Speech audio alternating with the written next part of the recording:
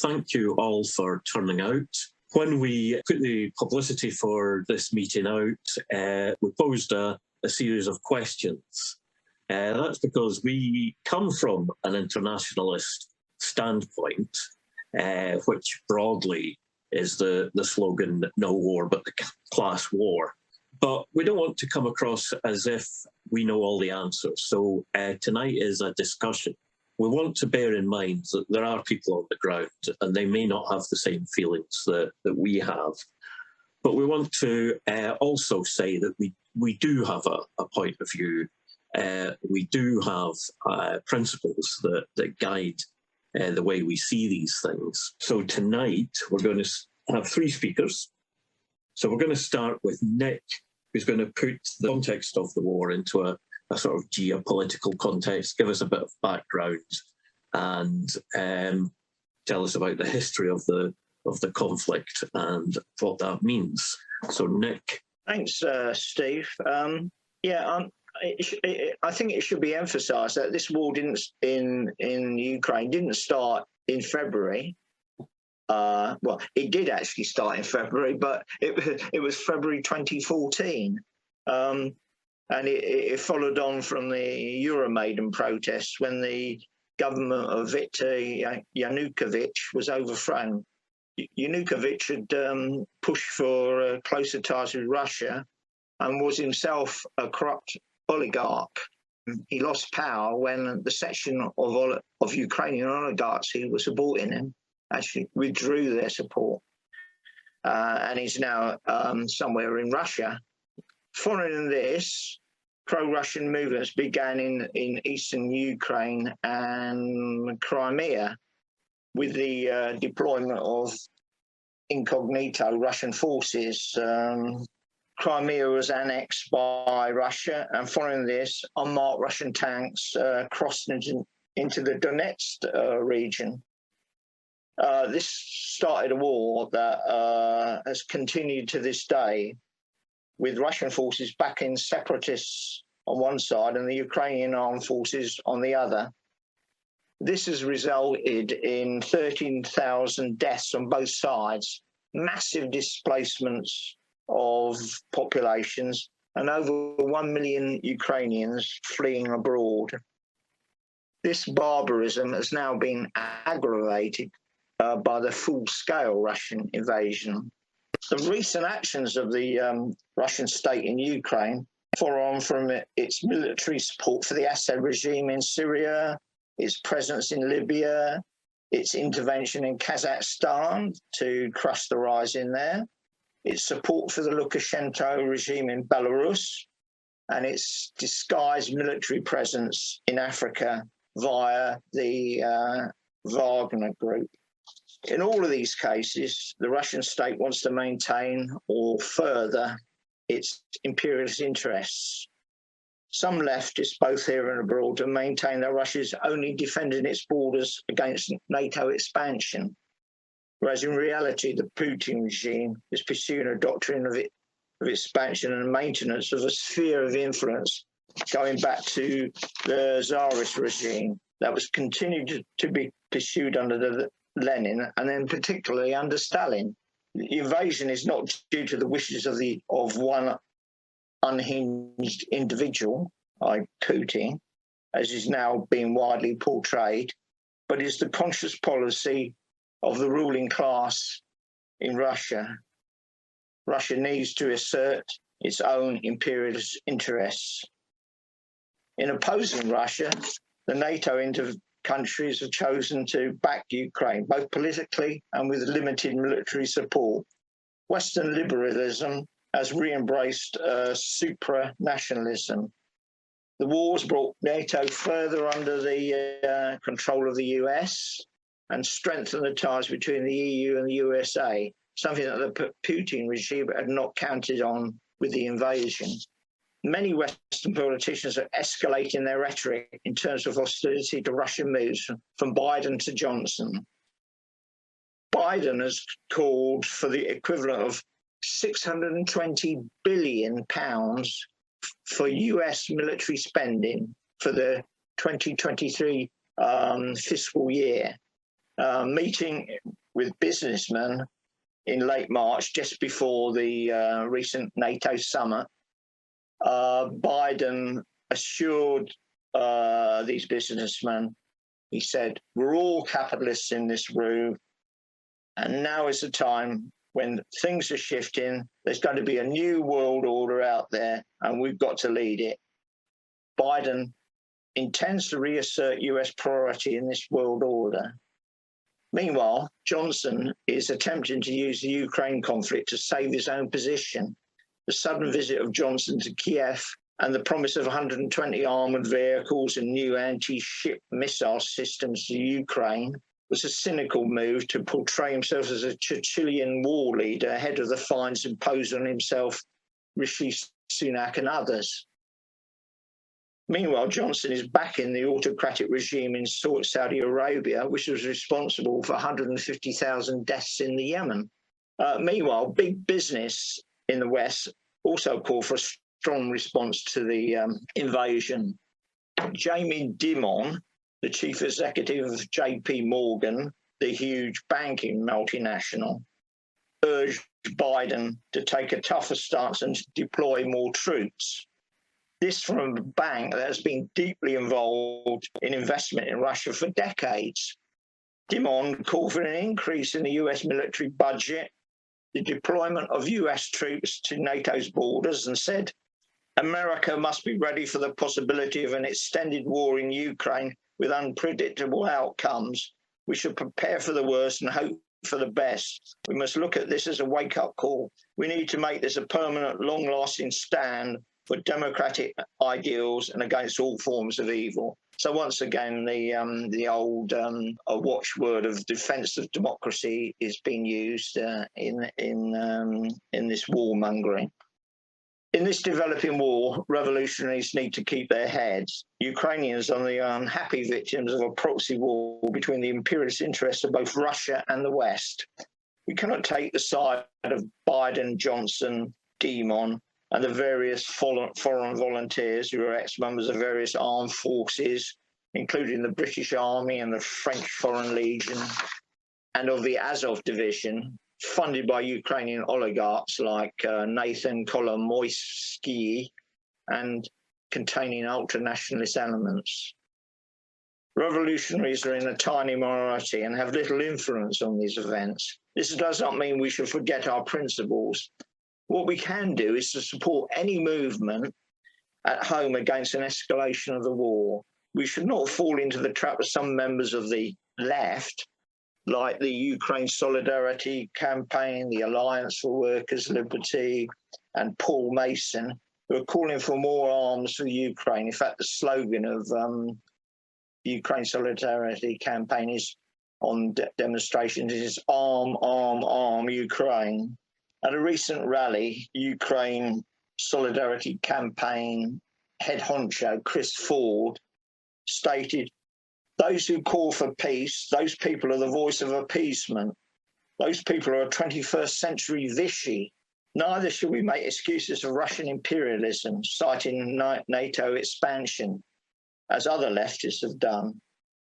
What we should also be doing is to support and report upon the anti-war movement in Russia itself and the mutinies in the Russian army, like the killing of the commander of the 37th Motor Rifle Brigade by his own troops, a mutiny by 60 paratroopers from Pskov who refused to fight in the war, a refusal by special elite forces from Khakazia and by troops in the unofficial state of South Ossetia in the Caucasus to also not to fight in this war.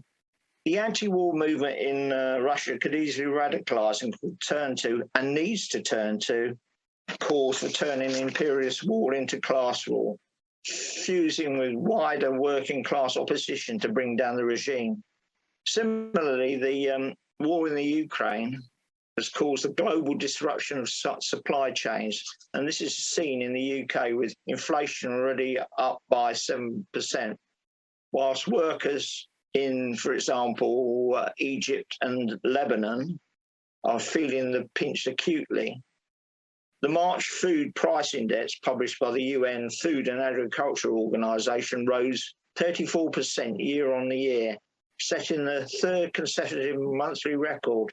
Meanwhile, speculators and manipulators of the markets cash in. The Wall Street Journal newspaper reported price rises that, quote, are a windfall for big agricultural companies like Bunge Limited and Archer Daniels Midland Company that buy and transport crops. Their shares are up by 25% and 40% respectively. Stock markets are booming, similarly, as the rich bet on profits from surging military spending. The Financial Times recently noted 3 horsemen of the apocalypse have arrived: war in Europe, pestilence in Asia, and interest rate rises in the US. The market response: shrug and keep on buying the risky stuff.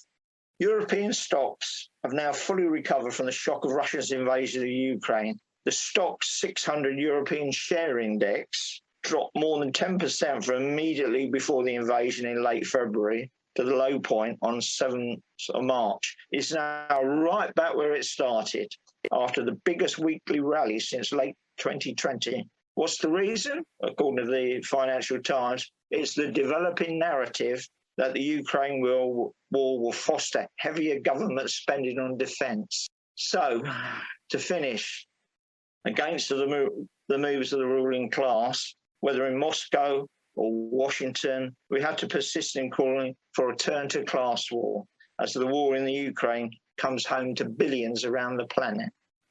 Thank you. Thanks very much, Nick. So that's the sort of geopolitical context. We're going to have Dec now, who's going to talk about the history of anarchism in Ukraine and also about anarchist responses. So, Dec, over to you.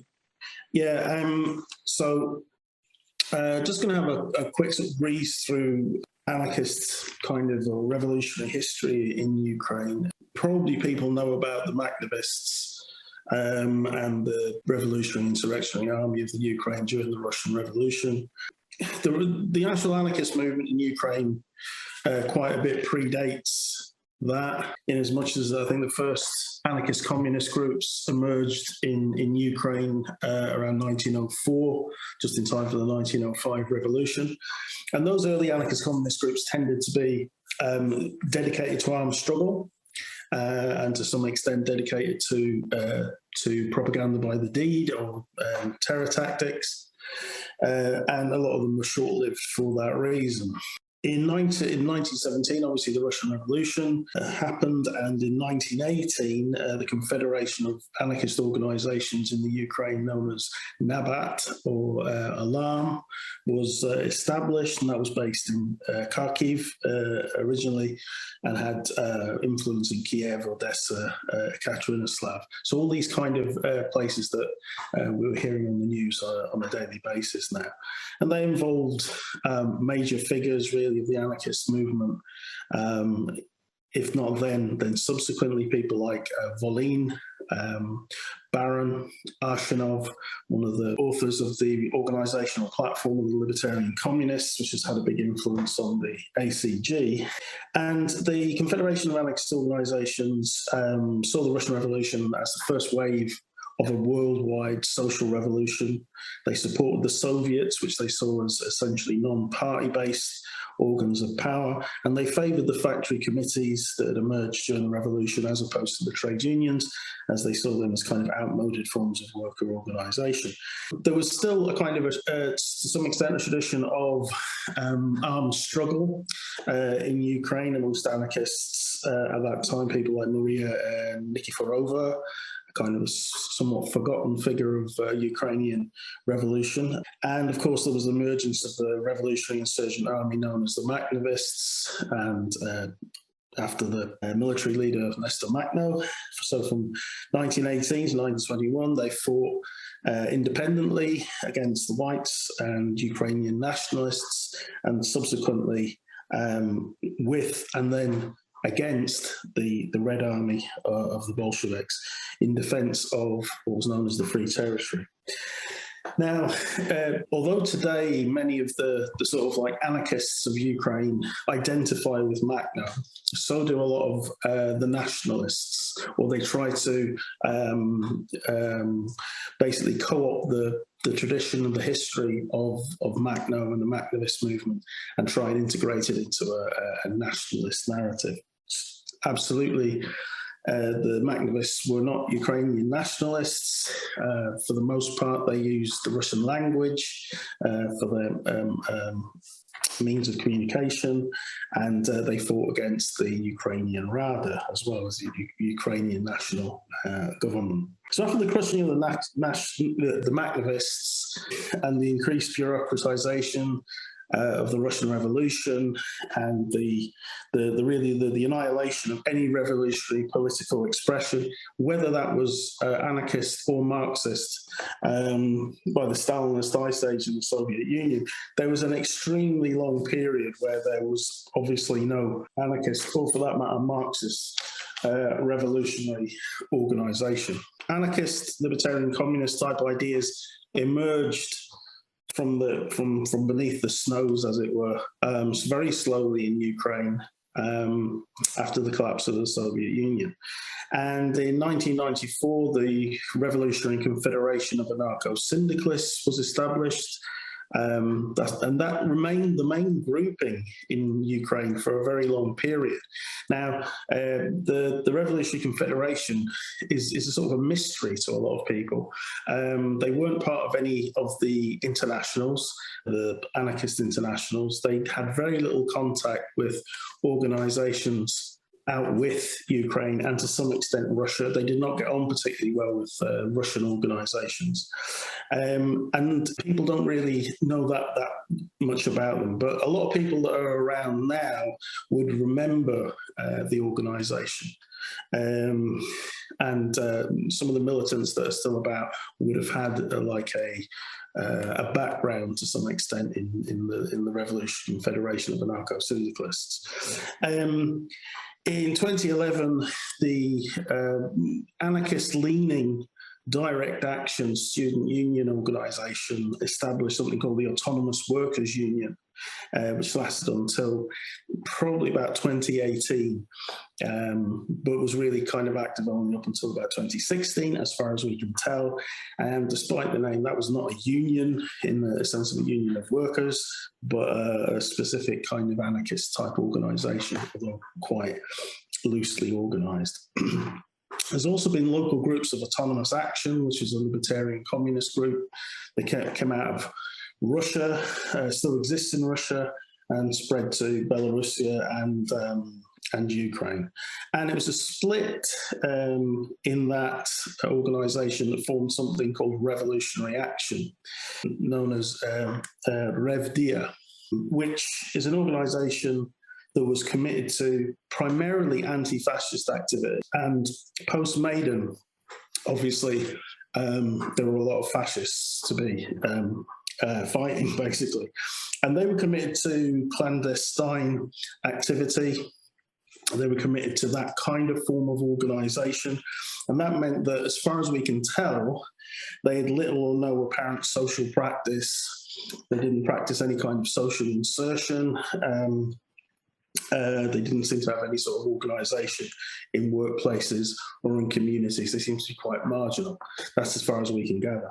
When the war came this year, this meant that there's essentially no specifically internationalist anarchist organisations, or for that matter, council left or autonomous Marxist communist organisations either, but there were anarchists, and they came, or some of them came together in something called the Resistance Committee, which was established quite early on, and that was committed, and it continues to be committed, to armed resistance to Russian invasion.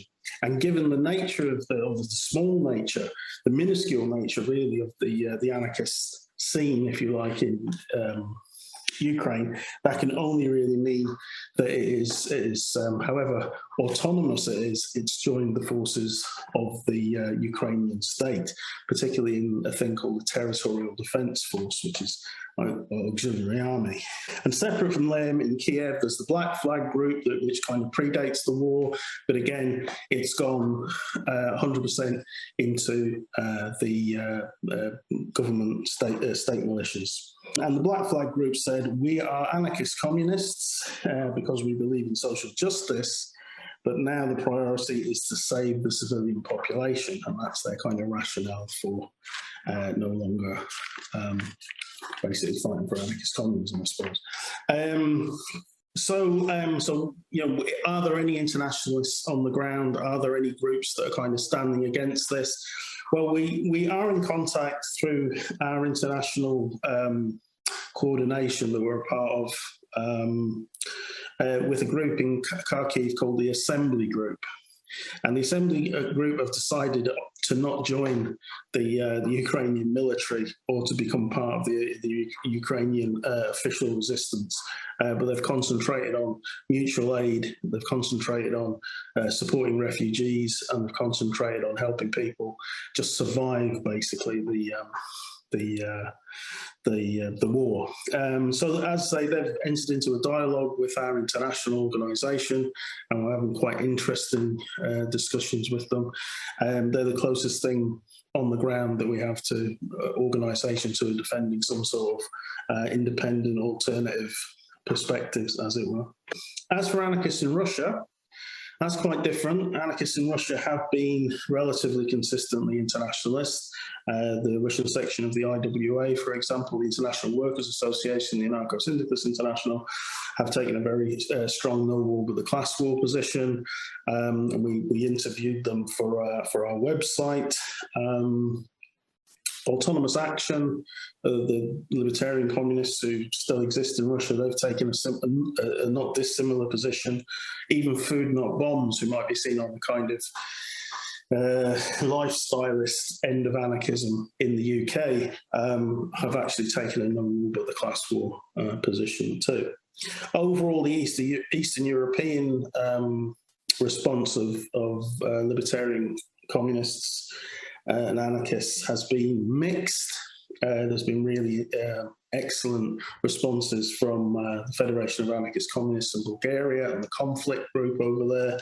Same with the Slovenians, the Serbians, the Hungarians, and less so perhaps with the Belarusian groups, and less so to some extent with the Polish groups. Although it does tend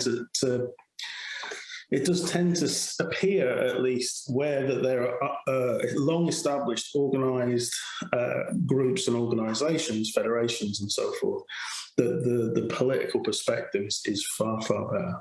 And it's far closer to what we would call a no war but the class war position. So that's all from me. Cheers. Thank you very much, Dec, for that roundup of the history of anarchism and anarchism on the ground in Ukraine and to some extent in Russia. And we've got one more speaker. Zach's going to speak now and is going to address some thoughts on what is the class war and what we can do here.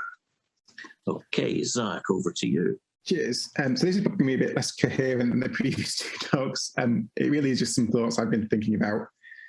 In that it's not an easy situation. I think, I've been struggling with it and what exactly do we mean by class war ever since this war's been declared. When we originally set up this talk, with the sort of subtitle was, whose side are we on? And some people didn't like that. I actually like that subtitle because that's the one question which I can answer for me. We're on the side of the international working class. That's easy. That part's easy. Now, how we translate that into actual action, that's the hard part. That's the really challenging part. I think it is confusing. There seems to be, in some cases, this very literal interpretation of class war, that it has to be absolutely that if we're not going to have a pure class war, then that's it. But of course, it's always been more ambiguous than that. It's always been more challenging than that and different. For me, the class war is really about trying to put the principles of class struggle into how we manage our actions, both here and abroad. And different comrades are going to have different views on that, and they are going to differ. And I think the problem, what I would say, is that even when we do differ, we have to try and keep the principles of solidarity and understanding going, even if we do have to criticise and disagree with each other. So, I mean, what support can we offer to Ukrainian, Russian comrades? Deck's already gone through it. This is not like there's a huge, great workers' movement which we can support to it. There's some people, there's donations we can make, and a lot of those donations are good, but a lot of them are really through pretty much sort of the standard, Red Cross type things, or perhaps we donate some mutual aid stuff. It's not really particularly through an organisation like the ACG, which can do, small organisation, which we can do. There are some people which have volunteered to go fight there. I find that really quite concerning. Even if you have some views about, what you want to do in terms of how the class war in Ukraine is being fought at the moment, is it really the best thing that we in the UK can do to run over there, get involved in a fight, perhaps with all the confusions that are going on? It seems to me a very spectacular thing. I mean, I guess it's very brave in some cases. It's very spectacular, but it's not actually really useful to many of the people in the Ukraine or Russia, our comrades in Russia, our working class comrades in Russia, or in the UK with all the constant fights that we've got on at the moment. I mean, Nick mentioned about, the rising cost of living. It's in some ways it's brave, but it's also quite easy to do something spectacular rather than doing often the boring ground day-to-day work of actually just trying to fight here in the UK against things like cost of living and just trying to put forward that class struggle message. And that's for me really probably the biggest thing we can do. One comrade noted that, someone was saying, "Oh, we've got the luxury here in the UK to just talk about class war. We haven't got bombs falling around us." And their response was, and which I agree with, is that that's precisely because we have that luxury that we need to use it and think about how this conflict is developed from a class perspective. What are the class impulses that have caused it and where it might be going forward? And also what we can do to try and maintain that class struggle, to assist our comrades in the UK, in Russia, and Ukraine, in Russia, and here in the UK.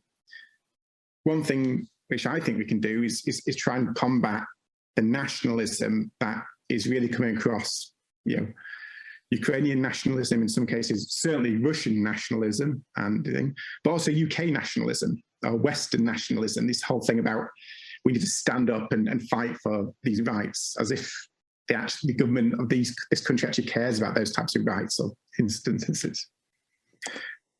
So I think opposing that sort of military liberalism which we're seeing is something which we really can do a bit of action and try to think about. There's the really good actions against the oligarchs that we saw where they occupied the building down in London. Those types of things I think are great, and we can help do well, but also expand that. It's not just Russian landlords which are really using these buildings, just taking them as basically properties and just leaving them empty. There's lots of other oligarchs and businessmen and plenty homegrown bastards which are doing the same thing. Can we expand that sort of occupation type stuff into really making a wider thing about here in the UK, linking it to things like cost of living and the connection between these two types of action? I mean, one of the things which really frightens me about this whole thing, and maybe I'm being a bit pessimistic and just tired after a lot of work, it's been a very long 2 years, I think everyone's feeling that, is that when I look at the response of the Western governments, I see this increase to NATO, this increasing alliance of military things. It seems to me there are parallels. I'm always wary about making too much direct comparisons with history, because I think you can get lost that way. But it does seem to me to be a parallel with what's happening up, not so much in World War I itself, but the building up to that World War I, where more and more states and empires locked into these multinational military alliances that built up this whole house of cards that might fall down.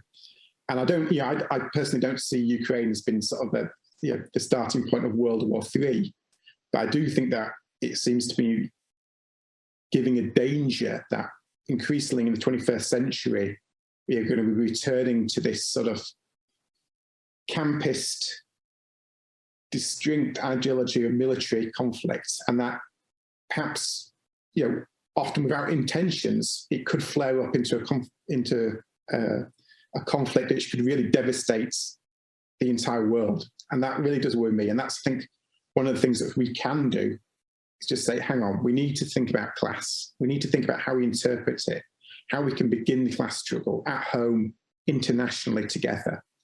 And as I say, there are going to be different views on that. How that is done is going to be different views. But I think by having those conversations together, discussing it, trying working out with understanding and solidarity, hopefully, even if we can't get to the answers all the time, we can get some questions and some actions together that help support us all. I'll pass it back to Steve. Thanks very much, Zach. That was a thoughtful meander through the territory that we're in.